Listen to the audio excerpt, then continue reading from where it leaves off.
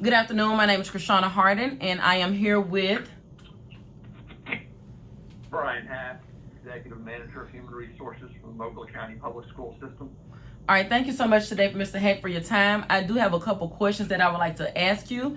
The first question is, are there any official interview processes, and if so, what are they? Official from the sense that the board has required procedures. I'm gonna say yes, and then let me say another thing too, and I think this is further down because it's further down. So yeah, what's the official interview process for the system in general? Like, do y'all have like some type of handbook or rules that you all go by in order to conduct the interviews? The board has a policy that requires us to hire the most qualified employees. The employee handbook requires that we interview 3 applicants if possible. And aside from that, there's no other written rules, but just from trying to maintain compliance with Title VII and the legal laws, you try to bring in a diverse group of applicants. You try to ask them all the same series of the same questions and try to evaluate their performance on those questions. The only other interviewing law that we have is we have a rule that says all our positions have to be advertised, but with a position with the school system our size, we post generic advertisements. It'd be almost impossible to individually advertise every math position we have or every PE position because they change so much during the summer. So we post a generic PE advertisement for the entire system, and people can apply to that. Okay. Let me ask you this. Let me ask you a question before we go to the next one. Tell me what university you're in. I am at Jacksonville State University. Okay. Who's your professor for this? Dr. Corey O'Neill. Okay. What was your next question? Okay, I was going to ask a question. You said you all have to comply with Title VII. You don't have to tell me, but can you summarize what Title VII is? Because I'm not familiar with it. Yeah, that's the federal laws on discrimination. They're found in Title VII of I think it's Section 42 of the U.S. Code. Okay. And they protect against things like age, race, gender. They protect against discrimination. Yes, sir. I got you. Age, race, gender, things like that. Okay. All right. So let me ask you this question: are there any specific steps allowed before an interview take place? Like, for example, you know how sometimes they have job fairs. Can a person be interviewed on the spot there, or are there any specific steps, like, or does it matter? Do they have to fill out an application first? Are there any things in particular? They don't necessarily have to have an application filled out before they apply, but we do have to have an application to start the process, but then also to complete the process, because the application is through a system called SearchSoft, and SearchSoft triggers a lot of our onboarding. So when a principal goes to make a request for a position, they use SearchSoft, and if somebody doesn't have an application or an account in SearchSoft, then they can't be recommended using that system. So over the last 5 years, we've started everybody using SearchSoft for all their request to hires and all the processing. And then once we get a request to hire, we use SearchSoft to advise the employees of their new hire requirements. You got to go through your drug screen, you got to go do your background check, that kind of thing. Okay, and let me ask you a question. I'm asking this because I don't know. Is SearchSoft the same thing as when we go onto the state website to apply? Yeah. Is that the same program? It is. Okay. Requires us to use SearchSoft. Okay. That's the system in the state's process. Okay, thank you. Let me ask you this question: are principals able to conduct their own interviews, like if it's for janitorial staff, teachers, paraprofessionals, or do all interviews have to go through central office, or some things left up to the building? Oh, thank goodness they don't have to come through central office. The principals interview for all their school-based positions, except for assistant principals. Assistant principals are done at the central office, but principals participate.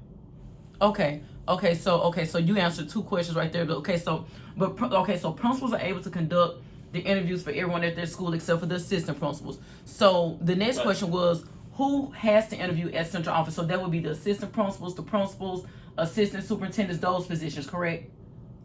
Yeah, no, every so often there might be some interviews at central office, like if, for our virtual school, they may do interviews there. For the reading coaches, the reading coaches are all central office based, so Okay. they may interview up at central office, that kind of thing. Okay.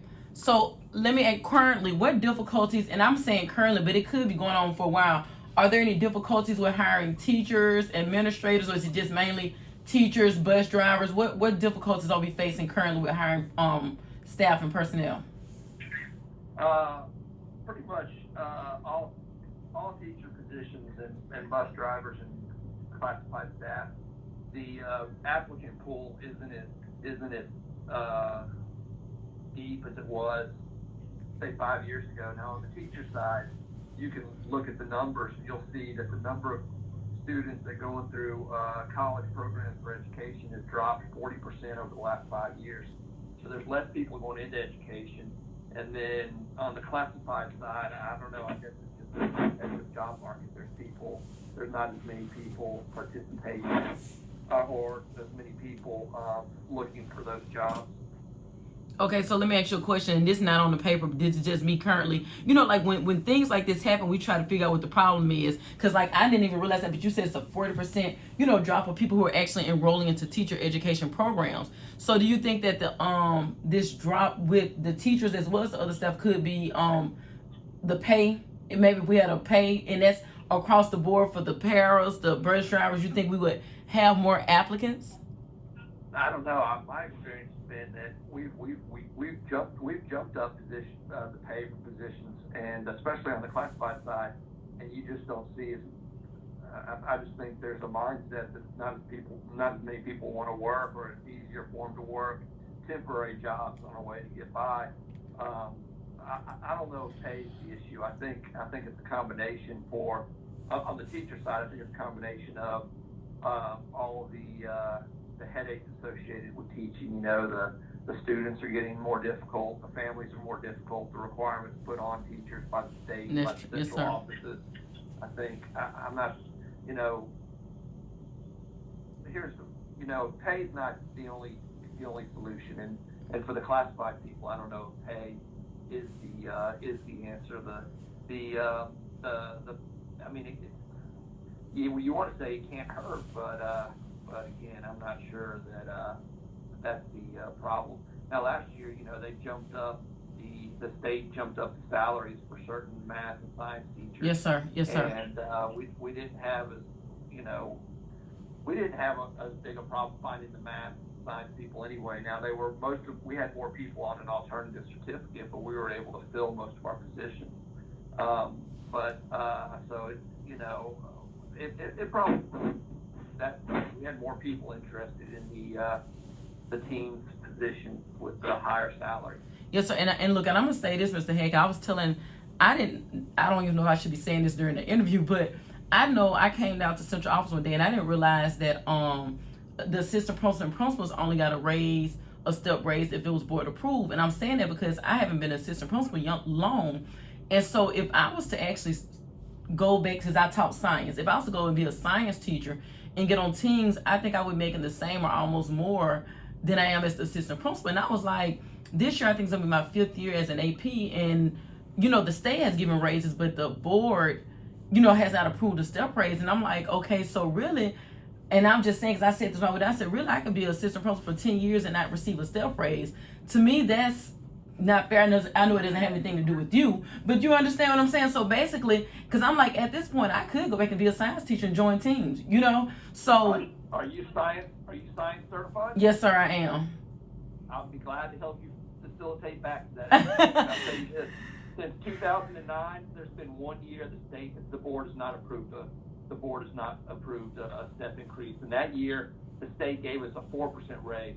So there's not been a year that since I've been here in 2009 that the assistant principals haven't gotten a raise. Well, let me say this, Mr. Hack. Well, you know what? Let me finish the interview real quick.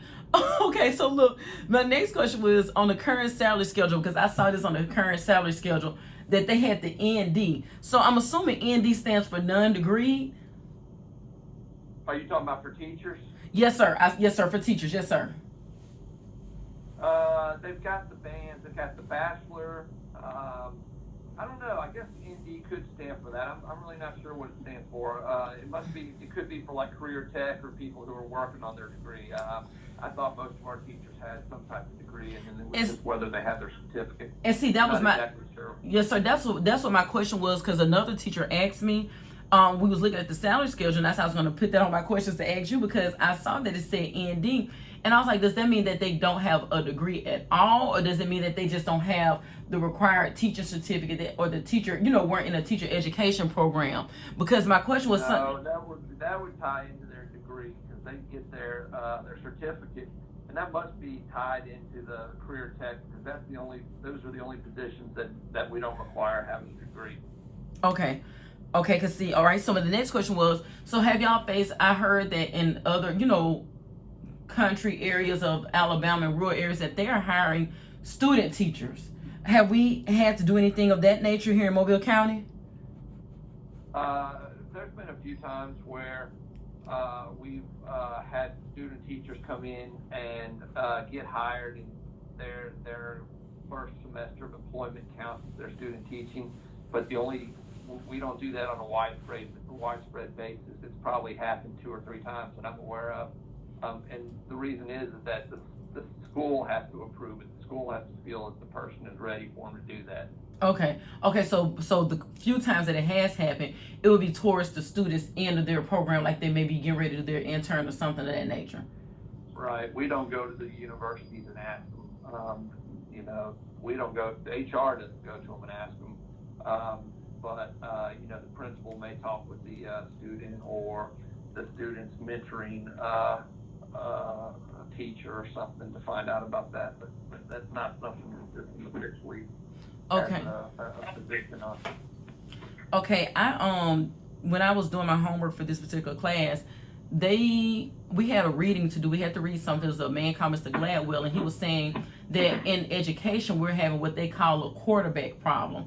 And they said the quarterback problem is, when you're looking for people to draft for the NFL, it's certain things that they look to see if they are able to do as far as how fast they run, their weight, speed, so on and so forth. But then they said, and of course the IQ test that they take, and they said some people who they anticipate to do very well, they don't, and then the ones sometimes that they think are not going to do as well, they do. So are there any specific identifiers that you look for when hiring teachers or when hiring personnel? And if you have those identifiers, like for example, GPA, a person with a 4.0 GPA, do you look and say, okay, this is a better or more qualified candidate, but then they have the GPA but not able to teach or perform as well? So are there any particular identifiers that you look for when hiring, different people or personnel?